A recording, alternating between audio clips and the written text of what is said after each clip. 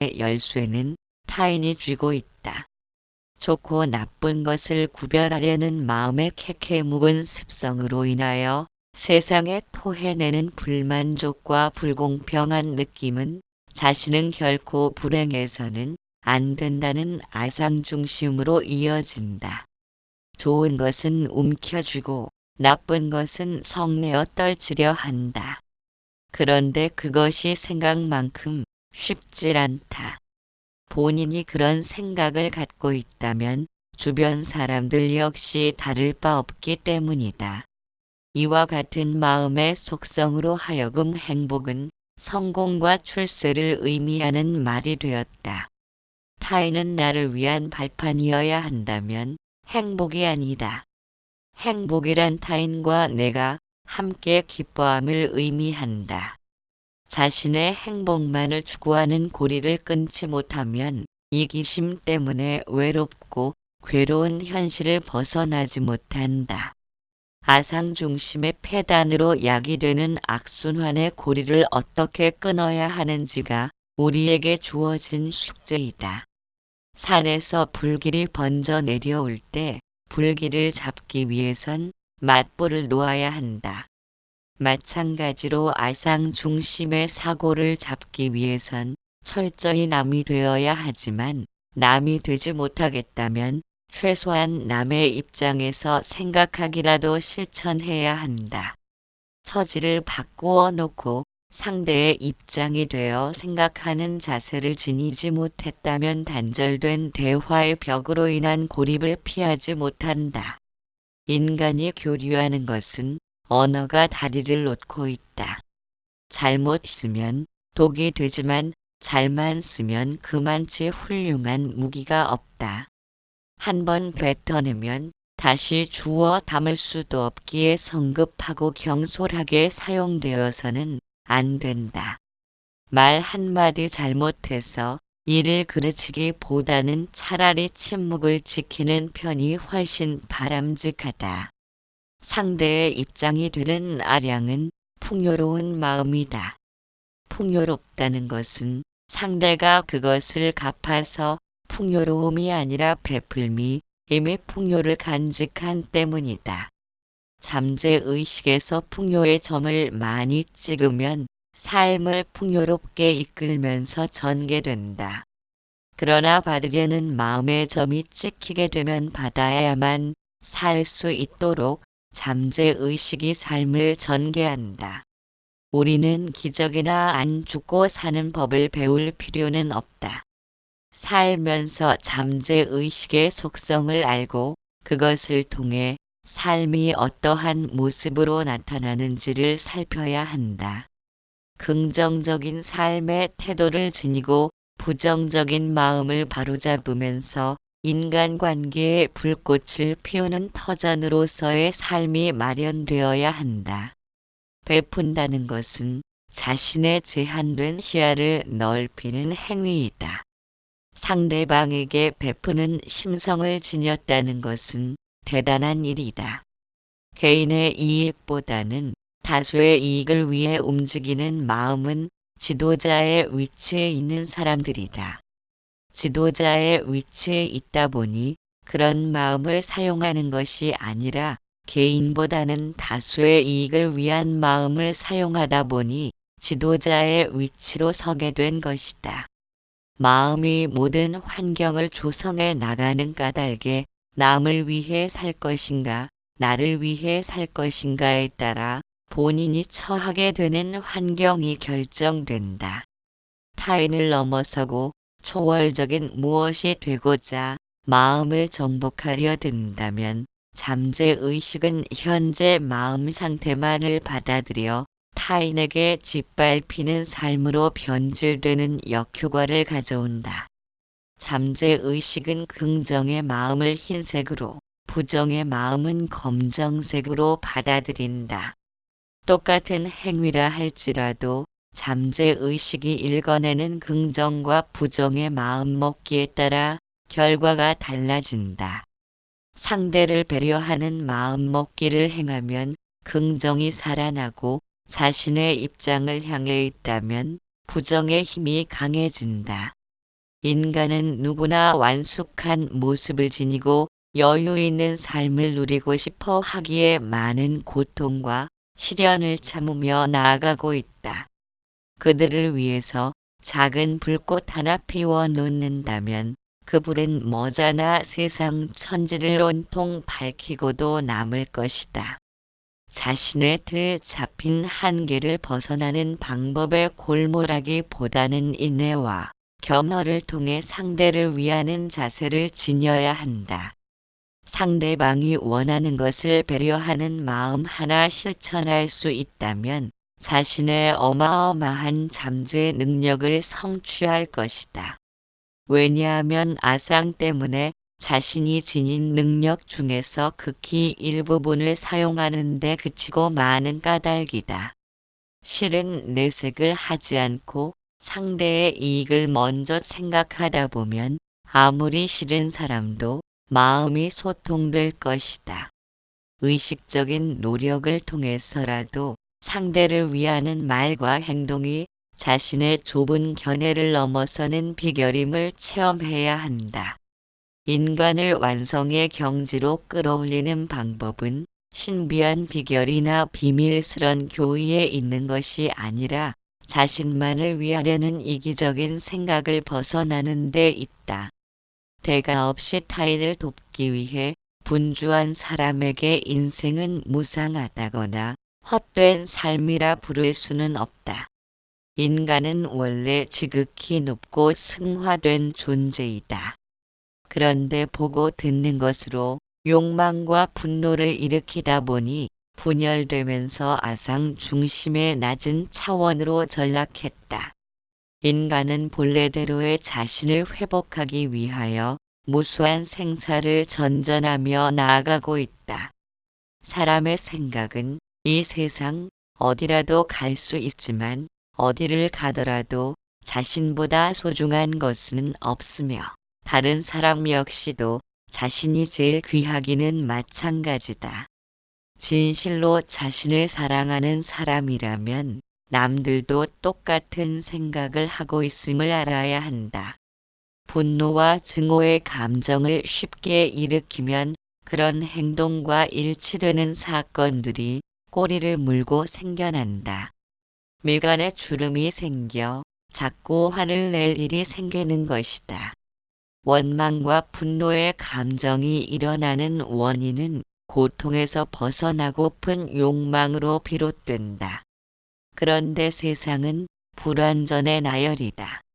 완전하다면 세상이 필요로 하지 않는다. 우리가 겪는 모든 혼란의 원인은 불완전을 받아들이지 않는 데 있다. 눈살을 찌푸리거나 권위를 내세우면서 사람을 대하다 보면 사람들은 떠나기 마련이다. 우리는 잠재의식의 명령을 수행하는 꼭두각시에 지나지 않는다. 그런 이유로 해서 다른 사람의 실수나 잘못함에 대하여 크게 마음 쓰지 말아야 한다. 왜냐하면 그들은 자신이 무엇을 하는지 잘 모르기 때문이다.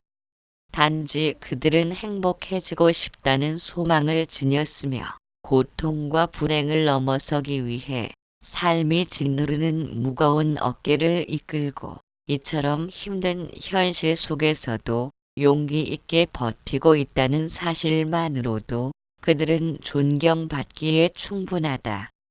무심코 던진 말로 인해 상대방은 충격적으로 받아들여 현실화되는 경우가 많이 있기 때문에 하찮은 사람에게라도 상처받지 않도록 언어가 사용되어야 한다. 말과 생각과 행동은 제각각 나누어진 것이 아니다. 별 뜻 없이 튀어나온 말 한마디에 본인의 전체 의식이 담겨 있다. 그래서 입을 다스리는 것이 마음을 다스리는 것이다. 육신은 음식물로서 양분을 공급받듯이 정신도 양분을 공급해 주어야 한다.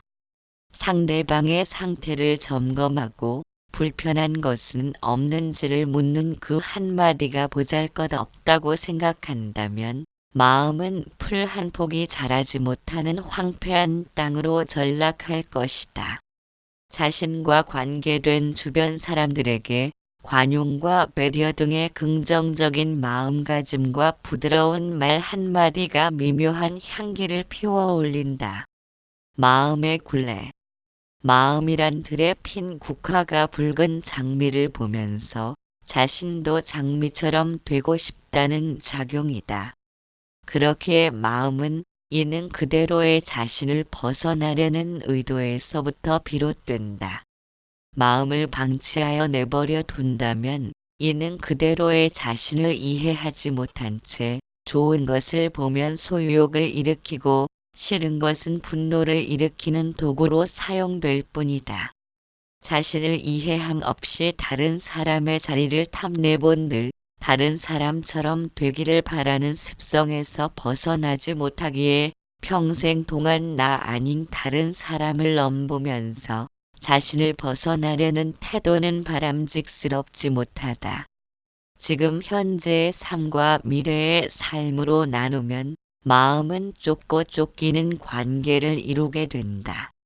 무언가를 꿈꾸는 마음은 안정을 취할 수 없으며 억압과 구속으로 내면이 소란스럽게 요동친다. 육체가 건강하고 활기에 넘칠 때는 웬만한 어려움은 쉽게 참아낼 수 있지만 병들고 나이 들면 사소한 일에도 낙심하기 쉽다. 견디기 힘든 상황에서도 흔들리지 않는 마음을 지닌다는 것은 소행으로 닦여진 결과이다. 어려운 여건을 어떻게 극복하느냐에 따라 본인의 능력을 판가름하는 기준이 된다. 육신과 세상의 실체 없음을 되새기는 것은 가치 없고 쓸모없어서가 아니다. 집착을 일으키는 마음의 흔들림을 가라앉히고자 함이다. 소유와 지배를 통해 영적으로 더 나은 존재가 된다면 더 나은 존재가 되기 위한 본능을 거부할 수 없다. 그러나 더 나은 존재가 되기 위한 조건으로 내걸린 것에는 반드시 자아의 멸망을 실현해야 한다는 것이다.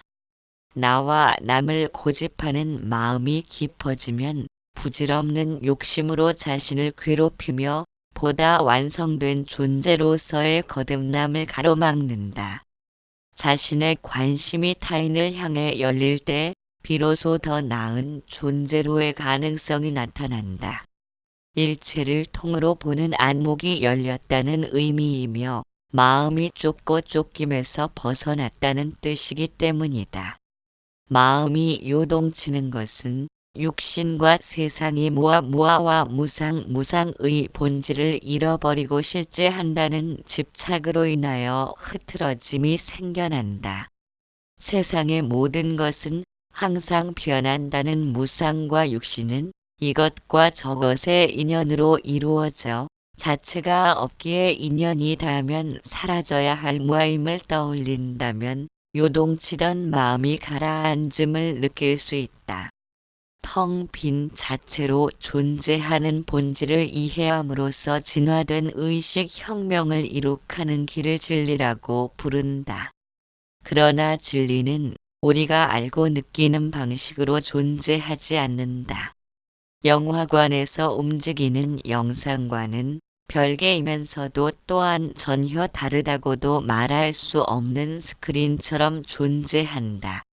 영상에만 몰입하면 스크린의 존재를 간과할 수밖에 없다. 마음은 스크린에 비친 영상과 같기에 변해가는 희로의 락을 지녔지만 스크린은 어디에도 물드는 바 없이 늘 그대로이다.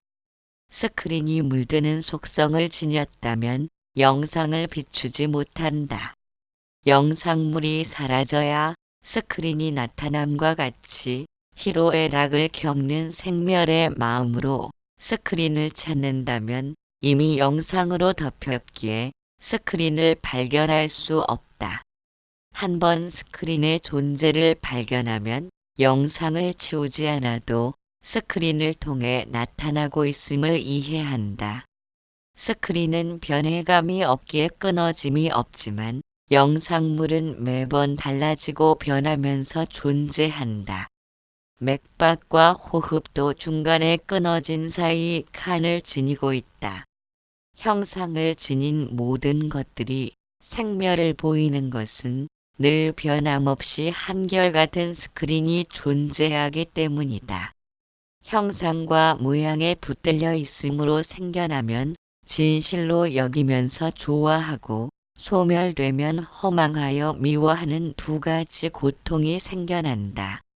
사랑하고 미워하는 두 가지 고통의 굴레를 벗어나지 못하므로 인간은 끝없이 번뇌를 쏟아낸다.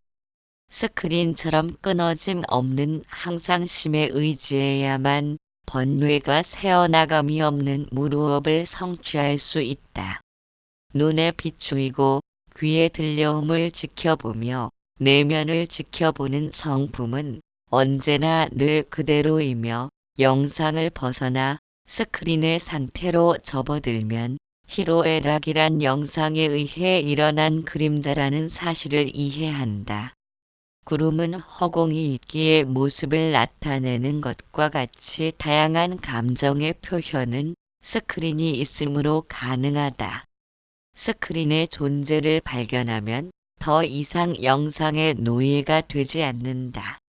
영상을 보면서도 영상과 스크린이 동시에 존재하기에 가능하다는 안목이 열리는 것을 일컬어 두라님을 아는 안목을 지녔다고 말한다.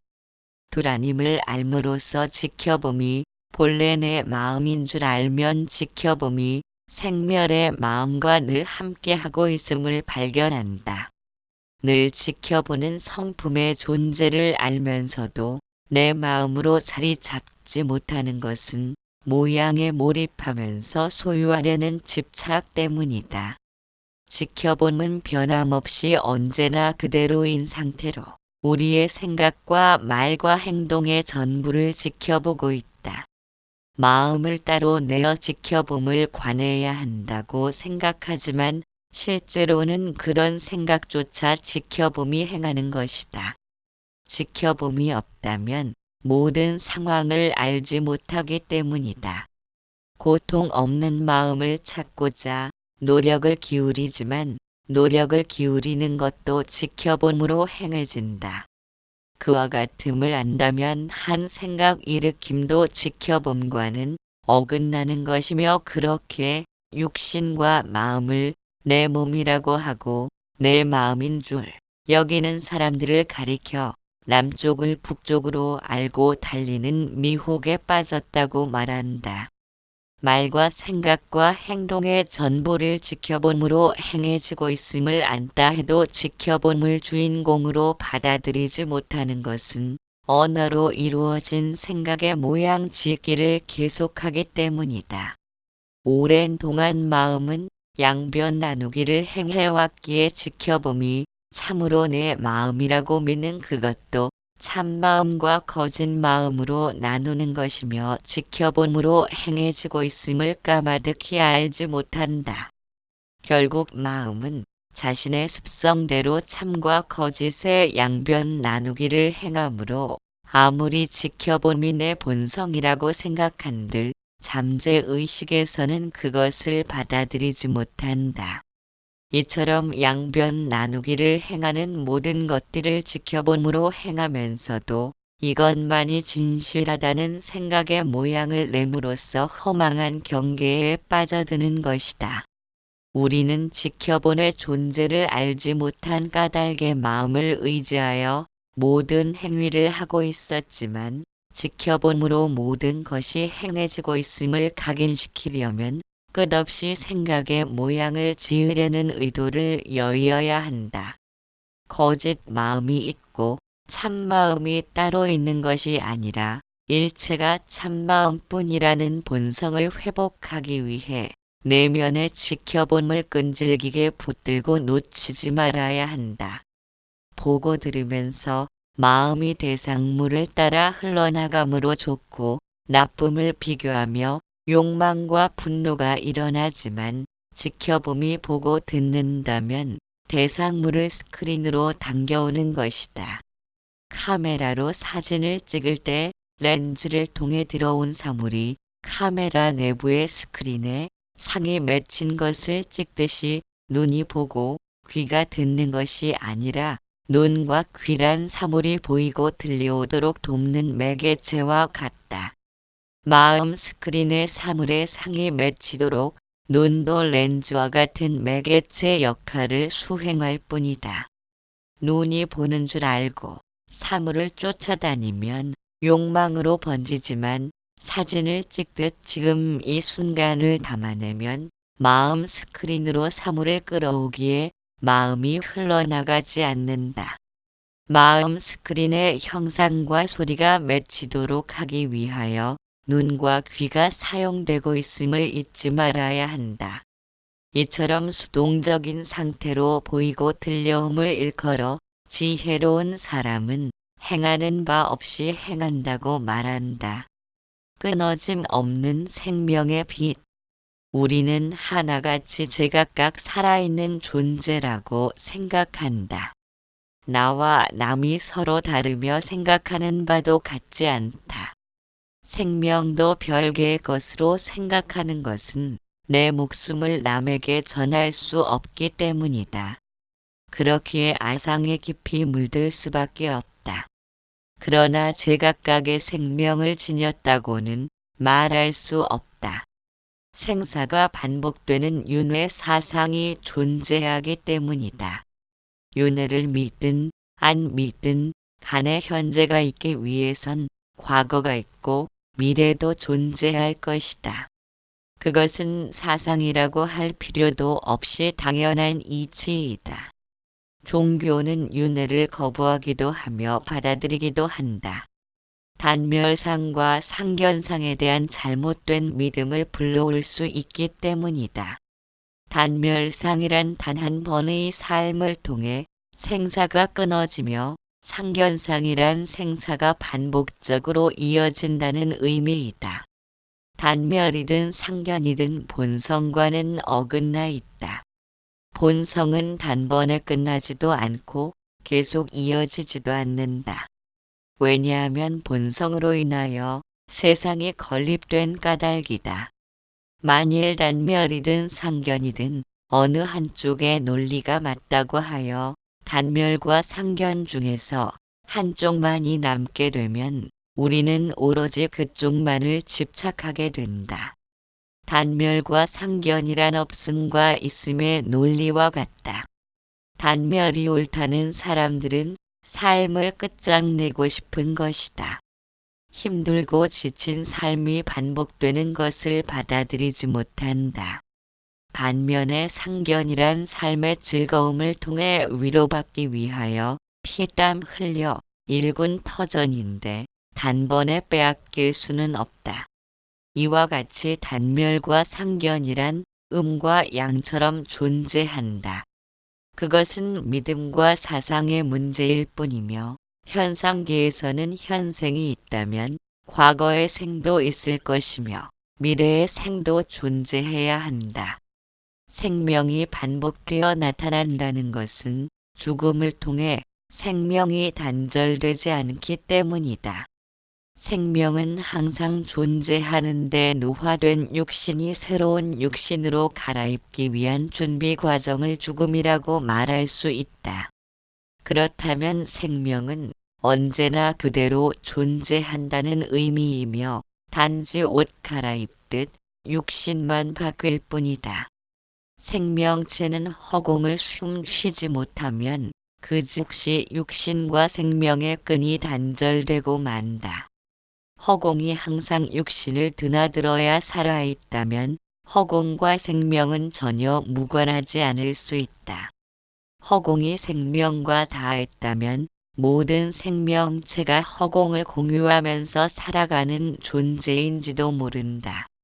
참으로 그렇다면 제각각 별개의 존재라고 생각하는 아상을 지녔다는 것은 커다란 착각에 빠진 것이다. 아상의 착각에 빠졌기에 남보다 앞서려는 경쟁심은 쉼 없이 타오르고 뒤처지면 걱정 근심으로 위협받는 고통이 끝없이 번진다. 빈손으로 돌아감을 알면서도 잠시도 마음 편히 살지 못하는 삶, 생존의 경쟁에서 마음을 내려놓으려 하지만 다람쥐가 채 바퀴 돌리듯 이미 돌고 있는 바퀴를 멈추기란 쉬운 일이 아니다. 마음을 내려놓고 본성의 마음을 찾으려는 것은 일상적인 마음으로 행하는 것이기에 꿈꾸는 사람과 꿈속의 사람이 동일이니라 해도 존재의 차원이 다르기 때문에 둘은 만날 수 없다. 번뇌를 없애기 위한 마음을 다스림에 있어서는 마음이 본래 없음을 알지 못하면 짐짓 애쓰고 닦으려 하지만 닦으려는 의도가 번뇌를 만드는 물건이기에 결국 성취할 수 없게 된다. 세상이 오직 본성의 마음으로 이루어졌음을 알아야 마음이 본래 없음을 알 수 있으며 마음이 본래 없음을 보아야만 다스릴 무언가가 없음을 아는 것이 깨달음이다. 그렇게 깨달음이란 마음이 본래 없음을 오늘은 반만 보고 내일 다시 나머지를 볼 수 있는 문제가 아니다.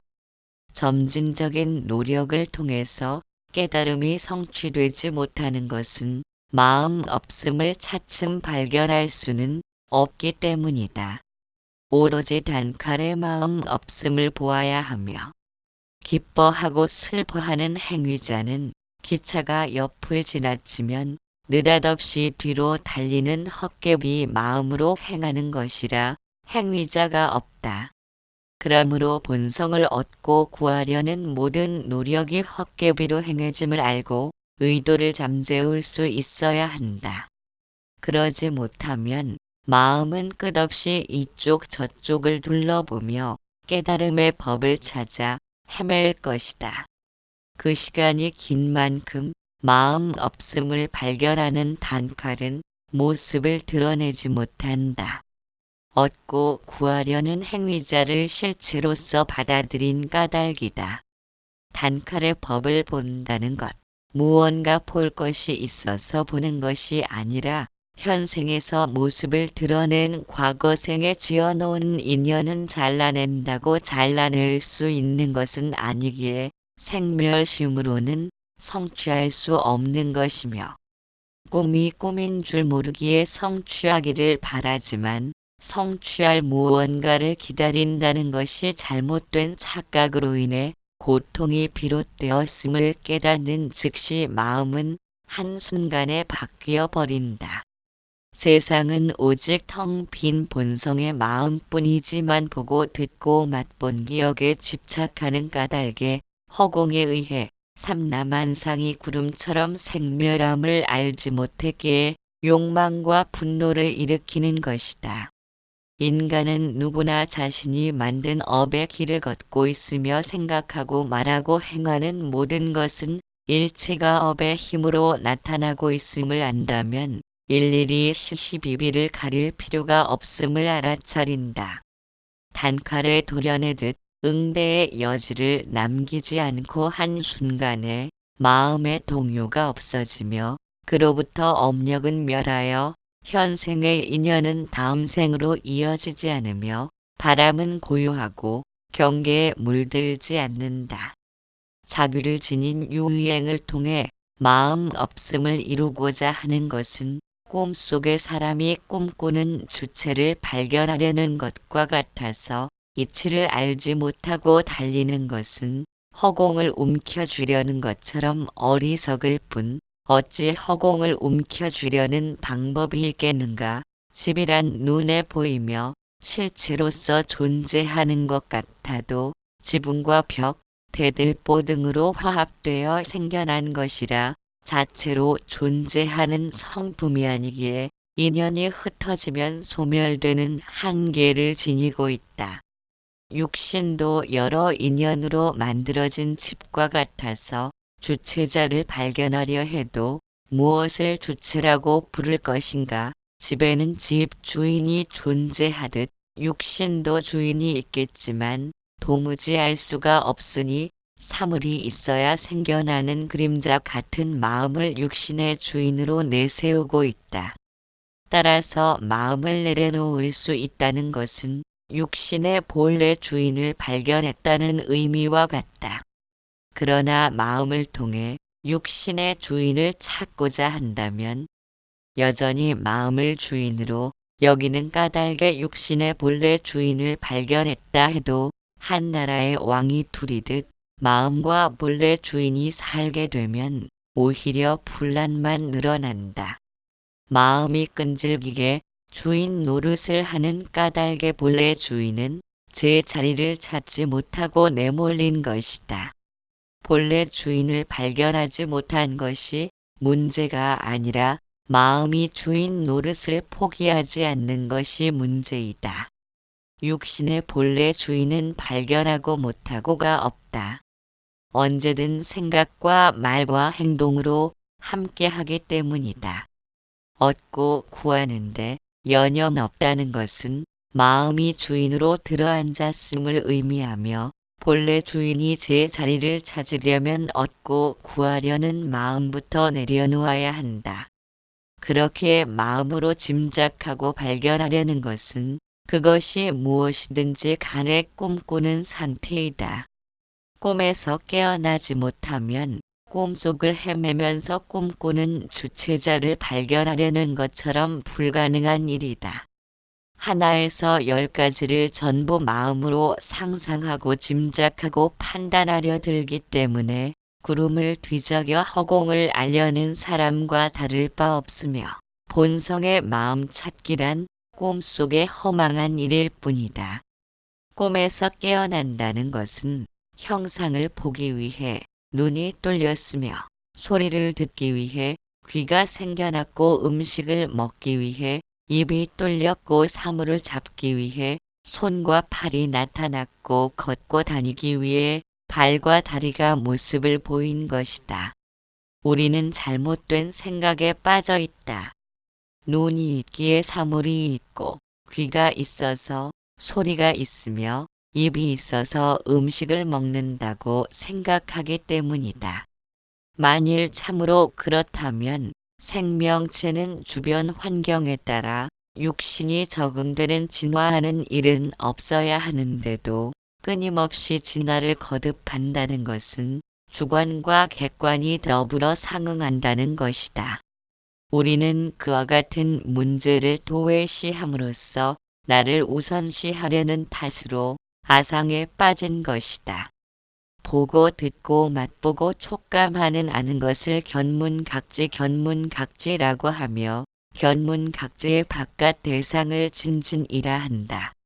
견과 진진 중에서 어떤 것이 먼저인가를 따지는 것은 자칫하면 실체로서 인정하는 집착을 일으키므로 단멸과 상견의 견해 중에서 어느 쪽을 옳다고 받아들이면 있음과 없음의 유의법에 빠져들기에 본성과는 등지고 어긋나는 것과 같다.